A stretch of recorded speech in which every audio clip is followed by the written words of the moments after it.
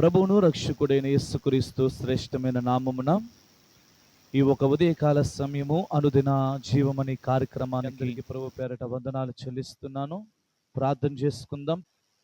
మహాగణుడైన మా ప్రియ తండ్రి, ఈ ఉదయకాల సమయము నీ సన్నిధిలో నీ వాక్యమును జ్ఞానించడానికి, నీ వాక్యము చేత మేము బలపరచబడడానికి మీరు మాకు అనుగ్రహించిన భాగ్యమునికే నీకు స్తోత్రములు. నీ వాక్యము లేఖనముల ద్వారా మీరు మాతో మాట్లాడి మమ్మలను ధైర్యపరిచి బలపరచమని మా ప్రభు అయిన యేసుక్రీస్తు నామమున అడుగుచున్నాము తండ్రి, ఆమేన్. ప్రభు అయిన యేసుక్రీస్తు నామమున ఈ వాక్యమును వింటున్న మీ అందరికీ వందనాలు చెల్లిస్తున్నాను. ఈరోజు వాక్యం ధ్యానం చేసుకుందాం. సామెతల గ్రంథము 3వ అధ్యాయము 5వ వచనము నుండి మనము చదువుకున్నట్లయితే, నీ స్వబుద్ధిని ఆధారము చేసుకొనక నీ పూర్ణ హృదయముతో యెహోవా యందు నమ్మిక ఉంచుము. నీ ప్రవర్తన అంతటి యందు ఆయన అధికారమును ఒప్పుకొనుము. అప్పుడు ఆయన నీ త్రోవలను సరళము చేయును. దేవునికి స్తోత్రం. ఈ దినాన అనేకమైన జీవితాలలో వెలుగు లేకపోవడానికి గల కారణాలు, వారి జీవితంలో సమాధానము లేకపోవడానికి గల కారణాలను మనం ఆలోచన చేసుకున్నట్లయితే, ఇక్కడ భక్తుడైన సొలొమోను చెప్తూ ఉన్నాడు, స్వబుద్ధిని ఆధారం చేసుకునక. ఈ దినాన అనేక మంది స్వబుద్ధిని ఆధారం చేసుకుని వారి జీవితాలను నడిపిస్తూ ఉన్నారు. వారి జీవితాన్ని స్వబుద్ధి కలిగి వాళ్ళ సొంత ఆలోచనల చేత, వాళ్ళ సొంత ఉద్దేశముల చేత వారి కుటుంబమును కావచ్చు, వారి జీవితాన్ని కావచ్చు నడిపించుకుంటూ ఉన్నారు. వారి జీవితంలో అట్టి రీతిగా నడిపిస్తున్న సమయంలో వారి జీవితం స్థిరపరచబడుతుందా అని మనం ఆలోచన చేసినట్లయితే, అనేక మంది కుటుంబాలు ఇది నన్ను ఎటు చూసినా సమాధానములు లేక, నెమ్మది లేక, అశాంతితో కుటుంబాలు నడిపింపబడుతూ ఉన్నాయి. ఎందుకు కుటుంబములు నడిపింపబడుతున్నాయని మనం ఆలోచన చేసినట్లయితే, దేవుని వాక్యం అంటుంది, దేవునికి ఇష్టుడే బ్రతుకువాడు ఆయన త్రోవలను అనుసరిస్తాడు. ప్రియ సహోదరుడా, సహోదరి, ఈ దినాన నీ జీవితానికి, నీ జీవిత యాత్రను, నీ కుటుంబమును ఏ రీతిగా నడిపిస్తున్నావు? దేవుని జ్ఞానము చేత నువ్వు నడిపిస్తున్నావా? నీ సొంత జ్ఞానము చేత నడిపిస్తూ ఉన్నావా? ఒకవేళ నీ జ్ఞానము చేత, నీ ఆలోచనల చేత నీ కుటుంబమును కావచ్చు, నీ జీవితమును కావచ్చు నడిపించినట్లయితే, అది మధ్యలో ఆగిపోతుంది. ఎలా చెప్పగలుగుతారని మనం చూసుకున్నట్లయితే, దేవుడు బలహీనుడనైన సంసోనును బలపరిచి నీవు నా మార్గములను నడిచినట్లయితే నేను నిన్ను అనేకుల ఎదుట తలగా ఉంచుతానన్నాడు. కానీ సంసోను లోకము వైపు చూశాడు, లోక జ్ఞానము వైపును చూశాడు. లోకములో అల్పకాల పాపభోగముల కొరకు పరుగెత్తుకుని వెళ్ళాడు, తన జీవితమును నాశనం చేసుకున్నాడు. సహోదరుడా, సహోదరి, నీ జీవితాన్ని దేవుడు స్థిరపరుస్తానని నీకు మాటిచ్చాడు. నీ జీవితాన్ని, నీ కుటుంబాన్ని దేవుడు బలపరుస్తానని మాటిచ్చాడు.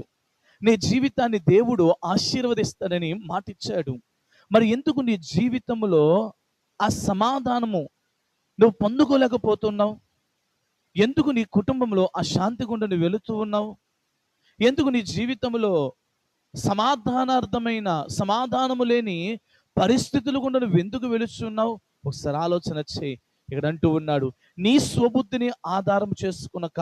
ఎస్, ఇది నువ్వు నీ స్వబుద్ధిని ఆధారం చేసుకుంటున్నావేమో, అందుకే నువ్వు వెళుతున్న మార్గములలో నష్టమును చూస్తున్నావు. నీ వ్యాపారము కావచ్చు, నీ చేతి పని కావచ్చు, నీ జీవనోపాధి కావచ్చు, అది ఏదైనప్పటికీ, నీ ఉద్యోగము కావచ్చు, అది ఏదైనప్పటికీ స్వబుద్ధిని ఆధారం చేసుకోకుండా దైవ బుద్ధిని ఆధారం చేసుకున్నట్లయితే ఆయన నిన్ను అంచెలంచెలుగా ఆశీర్వదించడానికి చాలిన దేవుడు. మనము చూసుకున్నట్లయితే యోసేపు దేవుని మీద ఆధారపడ్డాడు.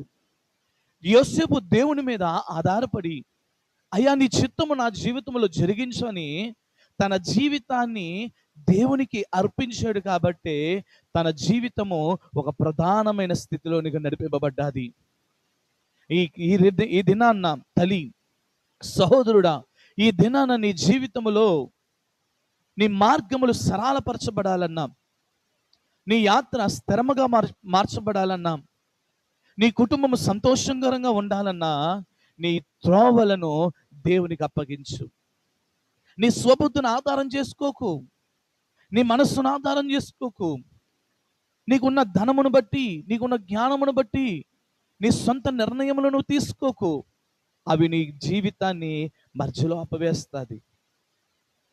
సౌలు తన జీవితంలో ఎన్నిక లేని తన జీవితాన్ని దేవుడు ఎన్నికంగా మార్చినప్పుడు సౌలు లోకమును చూచాడు, లోకములో పడిపోయాడు. ఈరోజు నీ జీవితము లోకములు ఉన్నతమైన స్థితికి నడిపింపబడాలంటే, నీ జీవితము అనేకుల ఎదుట నీకు గణపరచబడాలంటే, అనేకుల ఎదుట నీ నామమును అనేకులు నీ నామమును అనగా నీ జీవితమును కొనియాడాలంటే నీ ప్రవర్తన దేవునికి అప్పగించాలి. నీ ప్రవర్తన దేవునికి అప్పగించి నువ్వు నడిచినప్పుడు ఆయన నీ జీవితాన్ని స్థిరపరచగలిగిన దేవుడు, ఆయన నీ జీవితాన్ని బలపరచగలిగిన దేవుడు. నువ్వు అనుకుంటున్నావేమో, అయ్యో నేను వెళుతున్నా, సంపాదిస్తున్నా, కష్టపడుతూ ఉన్నా, ప్రయాసపడుతూ ఉన్నా, ఏది నా ఆశీర్వాదం, ఏది నా దీవెన, ఏది నా అభివృద్ధి, ఏది ఏది అని నువ్వు ఆలోచనలు చేస్తున్నావు. కానీ నీ స్వబుద్ధిని విడిచి దేవుని చిత్తానికి నువ్వు లోబడాలట్లేదేమో. అయితే ప్రియ సహోదరి సహోదరుడా, ఈరోజు దేవుడు నీతో మాట్లాడుతూ ఉన్నాడు. నీ జీవితంలో విజయమును చూడాలంటే దేవునికి నువ్వు లోబడాలి. నీ జీవితంలో, నీ కుటుంబంలో నువ్వు ఆయనను మహిమపరచబడాలంటే, నీ జీవితంలో, నీ కుటుంబంలో ఆయనను ఘనపరిచే రీతిగా నువ్వు ఉండాలంటే నీ త్రోవలను విడిచిపెట్టి దేవుని మార్గములకు నువ్వు నడిపింపబడు.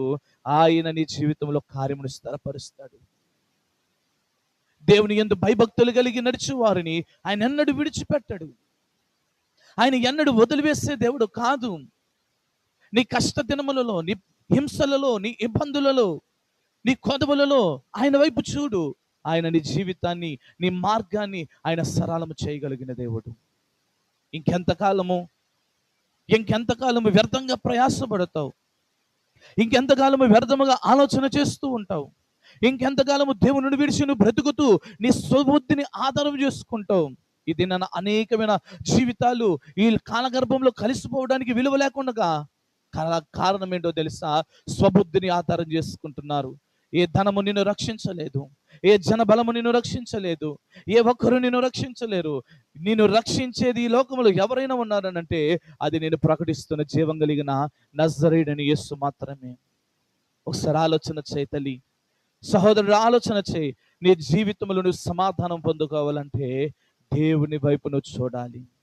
ఆయన వైపు నువ్వు తేరు చూసినప్పుడు భక్తుడు అంటూ ఉన్నాడు, అయ్యా కొండలతో నాకు కన్నులు ఎత్తొచ్చు ఉన్నాను, నాకు సహాయము ఎక్కడి నుండి వచ్చానంటే దేవుని వాక్యం అంటుంది, నా యొద్ద నుండి నీకు సహాయము కలుగును. మరి దినాన్న ఆయన సహాయం పొందుకునే వ్యక్తిగా నువ్వు ఉంటున్నావా? ఆయన త్రోవను అనుసరించే వ్యక్తిగా నువ్వు ఉంటున్నావా?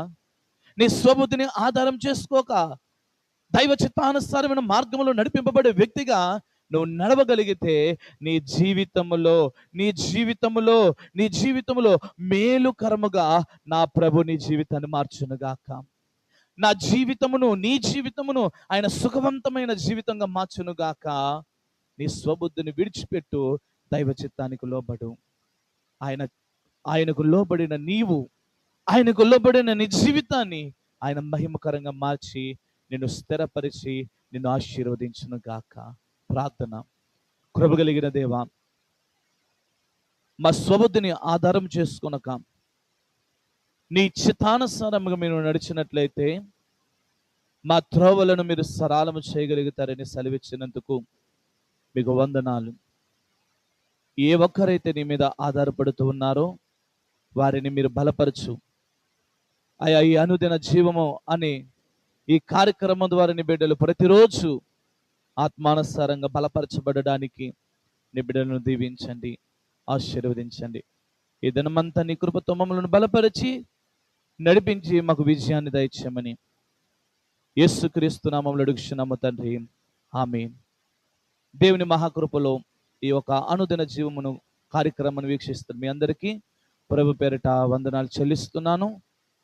ప్రతిరోజు ఈ యొక్క కార్యక్రమమును చూస్తూ అనేకులకు ఈ యొక్క మాటలను తెలియపరిచి వారికి షేర్ చేయవలసిందిగా ప్రభు పేరిట మనవి చేస్తున్నాను.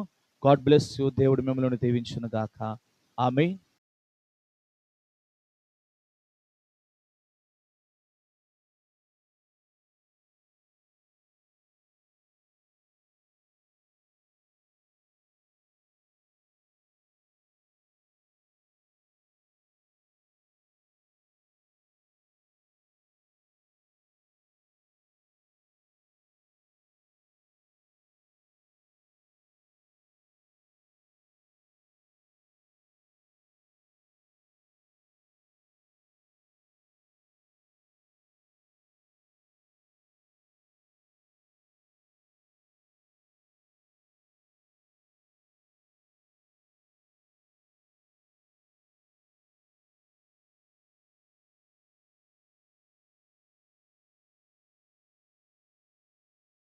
ద్వారా నీ బిడ్డలు ప్రతిరోజు ఆత్మానుసారంగా బలపరచబడడానికి నీ బిడ్డలను దీవించండి, ఆశీర్వదించండి. ఈ దినమంతా నీ కృపతో మమ్మల్ని బలపరిచి నడిపించి మాకు విజయాన్ని దయచేయమని యేసుక్రీస్తు నామములో అడుగుచున్నాము తండ్రి, ఆమేన్.